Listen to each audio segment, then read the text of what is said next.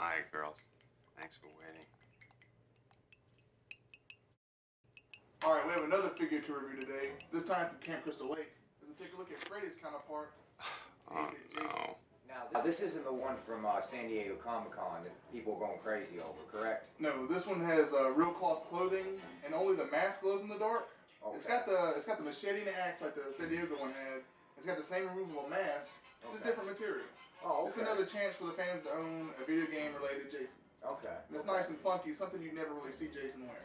Yeah, yeah. It looks pretty awesome. And we're gonna open it up, but before I open it up, I want to talk to you, Toys R Us. Oh hell, here we go. I called everyone in my area in North Carolina, which isn't the biggest state in the world. There was like four or five of them maybe? About 4 or 5 of them. Yeah. Everyone I called had no idea. One of them didn't even know what the fuck a video game Jason was, or a NECA, or anything. One of them said they do not sell toys like this. One of them said they don't sell stuff like this until Halloween. I mean, the people that work at the store should know. Now, me personally, I never knew they sold cool shit like this at Toys R Us. I really didn't either. But since this figure came out, I found out about it, and they sell them, but they don't even fucking know it. And it's an exclusive to your store. You should know about it. I mean, come on. But anyway, it has the little seal of approval right here. So we're going to commit the cardinal sin of opening this up just so you can see it. Yes. The figure's packaging is pretty awesome as always from NECA, featuring a great illustration by Christopher Ott, which displays great with the figure, and I really dig the design.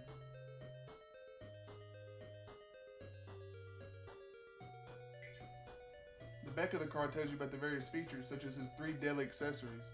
It includes his trusted machete, his axe, and a spear gun, in case he wants to hunt sharks, or a person. Oh hey look, it's the logo of the people that made crack cocaine in toy form. Thanks NECA, you bastards.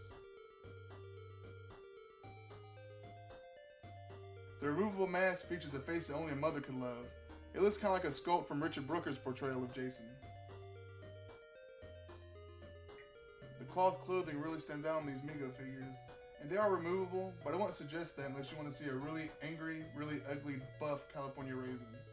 But if you're a lady who's into buff grapes, it might be your kind of thing. The material for the mask was nicely done, and it doesn't take much for it to glow in the dark, which we'll show you here in a second. And then after this, we'll show you more of the figure.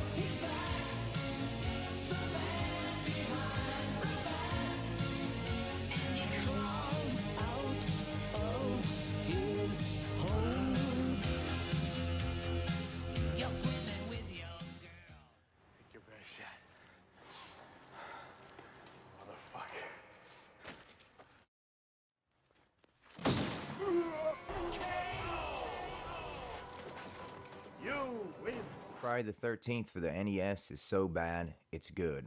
Released in 1989 by LJN, it was a game that will go down in history as one of the toughest games, if not the most frustrating game of all time. It's not that it's a bad game, it's just really hard to figure out where you're going and what to do. It was reviewed by the Angry Video Game Nerd about 5 or 6 years ago, and it was a great review. You should check it out. Like puke up a donkey's ass. What a shitload of motherfucking bullfuck. I mean, I'd rather eat snot and diarrhea vomited out of a buffalo's dick. And if you thought I was serious about this game, you're absolutely right, because I was just kidding. I was just kidding. I swear to God, I was just kidding. But besides that, this game can be beaten, but it takes a lot of time, patience, and skills to be able to kill Jason and even find Jason. It's great to see figures like this that you haven't seen done to death before in this kind of style, but they're getting close with this Jason stuff. Pretty soon they're going to make a mask based off the video game. And I'm not even joking. The articulation is pretty good in these style of figures, although the cloth clothing does hinder him from moving a whole lot, but it's just enough to get him in some pretty awesome poses. You can even pose him like the defeat screen when you beat the end of the game.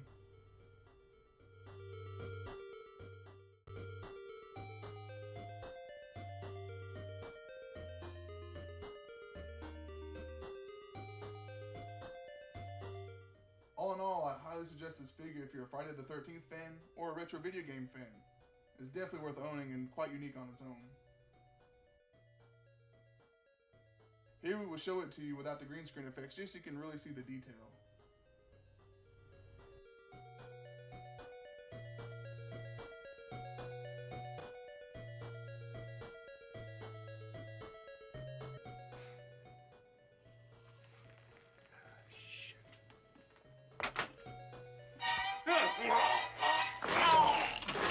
Damn, he got fucked up. You see that shit?